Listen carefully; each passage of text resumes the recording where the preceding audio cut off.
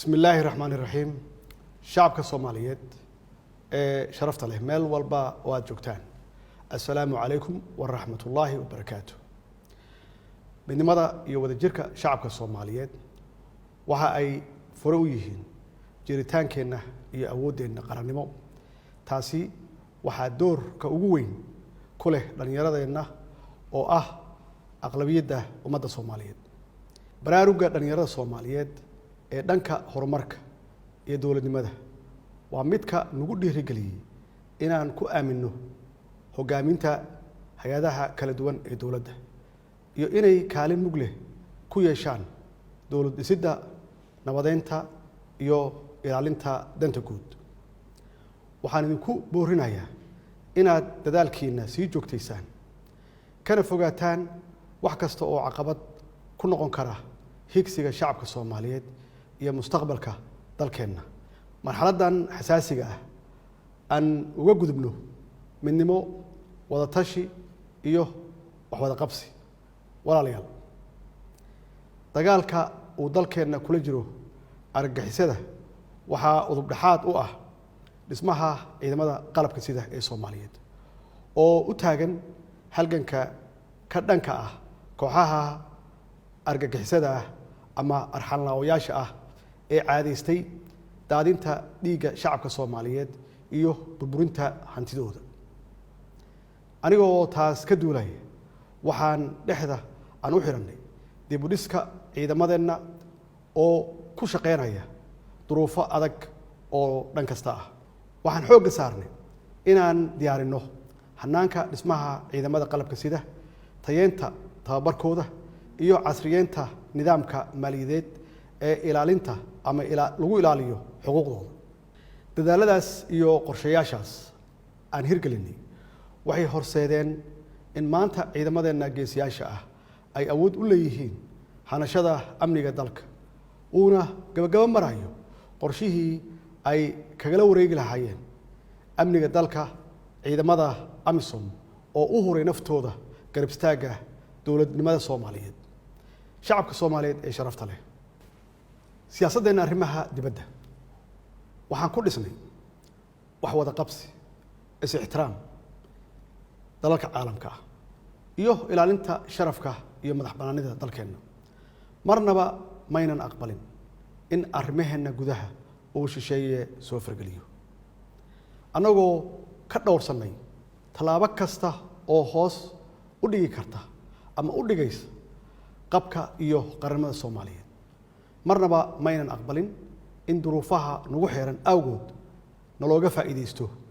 oo la isku dayo in go'aamadeena gacanteena lagala baxo siyaasadda gobonimada ah ee arrimaha dibadda ee aan qaadanay waxay horseeday in markii labaad Soomaaliya loo doorto 4 sano gudaheeda xubinimada golaha xuquuqul insaanka ee qaramada midoobay waxaa sidoo kale madaxweyne ku xigeen aanu ka noqonay golaha loo dhan yahay ee jamciyadda qurumaha ka dhaxaysa annaga oo haatan u sharaxan xubinimada golaha amniga ee midowga Afrika oo ay doorashadiisu dhacayso dhawaan sidoo kale dawladda federaalka Soomaaliya waxay u diyaar garowday musharaxnimadeeda ka mid noqoshada dalalka aan joogtada ahayn ee golaha ammaanka ee qaramada midoobay ee loo yaqaan Security Council oo ay noogu dambeysay muddo 50 sano ka hor walaalayaal sidaad ogsoontihiin waxaan xoog saarnay inaan idin ilaalino amaanada aan idin hayno waxaanan meel marinay shuruucdii lagula dagaalami lahaa musuqmaasuqa annagoo sidoo kale xoog saarnay shuruucda lagu horumarinayo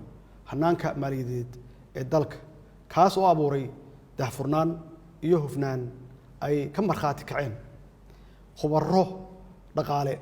iyo hay'adaha caalamiga ah ee arrimaha maaliyadda waxaan meel gabagaba ah soo gaarsiinay tallaabooyinkii aasaaska u ahaa ololaha deen cafiska annagoo haatan sugayna miro dhalka dadaaladaas lagu cafinayay dhammaan deymaha culeysiyey dalkeena taasi waxay u baahan tahay inaan sii ambaqaadno qorshayaasha hawshaas lagu sii dardargelinayo iyo inaan xoojinno dadaalada lagu adkeenayo dimuqraadiyeynta dalka oo ay ugu horeyso ku dhaqanka dowlad wanaag iyo hirgelinta doorashooyinka sida ballanqaadkaygu ahaa waxaan mar kale aan ku celinayaa inaan marnaba aynan aqbali doonin in lagu takrifalo hantida danta guud iyo ammaanada ay shacabka Soomaaliyeed noo wakiisheen xaalad kasta oo aan ku sugannahay waxaan mar kale aan farayaa hay'adaha dowladda iyo mas'uuliyiinta kala duwan inay ilaaliyaan hantida danta guud maadaama lagu jiro xilli doorasho ayna tahay waxa ugu horeeya ee adduun iyo aakhiraba la iskula xisaabtamayo walaalayaal mudanayaal iyo marweyn waxaan rabaa inaan halkan ka bogaadiyo shirkii madasha wadatashiga maalmahan uga socday magaalada Muqdisho kaasoo ay ka soo baxday natiijo wanaagsan oo xaqiijinaysa dhamaystirka doorashooyinka dalka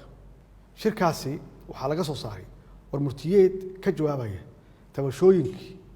laga qabay habsami u socodka doorashooyinka iyo sidii looga gudbi lahaa caqabadihii ku gudbanaa geedi socodka doorashada warmurtiyeedka shirkan wuxuu mar kale xoojiyey heshiisyadii arrimaha doorashooyinka ay ugu muhiimsanaayeen heshiiskii jahaynta doorashooyinka ee 17 Sebtembar 2021 oo ay si wadajir ah u ansixiyeen labada aqal ee baarlamaanka iyo shirarkii kale ee madasha ee ku aadanaa fulinta hanaanka doorashada iyo xal u helista tabashooyinkii ka soo laabtay habraacyadaas Soomaaliya maanta ma joogto xilli la isriixo la isculaadiyo lana kala qaybsamo dhammaanteen waxaa mas'uuliyad naga saaran tahay inaan dhowrno sharafta iyo dowladnimada dalkeena jidka kaliya ee looga baaqsan karo caqabadaha waa in madaxda dowlad goboleedyada ay qaataan doorkooda hogaamineed ee kaga aadan fulinta iyo dhamaystirka doorashada xildhibaanada golaha shacabka ee haatan socda danta gaarka ahna laga hormariyo xasiloonida iyo danta guud ee dalka mudanayaal iyo marweyn madasha wadatashiga qaranka waxay mas'uul ka tahay hirgelinta doorashooyinka si waafaqsan dhammaan heshiisyada aan hore u soo sheegay oo saldhig sharciyeed u ah una fududeynaya sidii ay u dhamaystiri lahaayeen doorashooyin daahfuran oo ka turjumaya himilada shacabka Soomaaliyeed sidaas awgeed waxaan ku adkeenayaa madaxda madasha wadatashiga inay ka dhabeeyaan fulinta qodobada ku xusan warmurtiyeedkooda ayna hirgeliyaan jadwalka doorashada oo ay isla qaateen oo si cad u qeexaya muddada lagu dhamaystirayo doorashooyinka dalka mudanayaal iyo marweyn shacabka Soomaaliyeed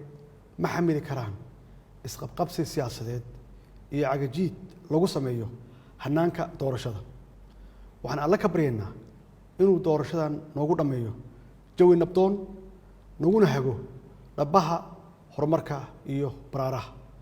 wabillahi tawfiiq wasalaamu calaykum waraxmatullaahi wabarakaatuh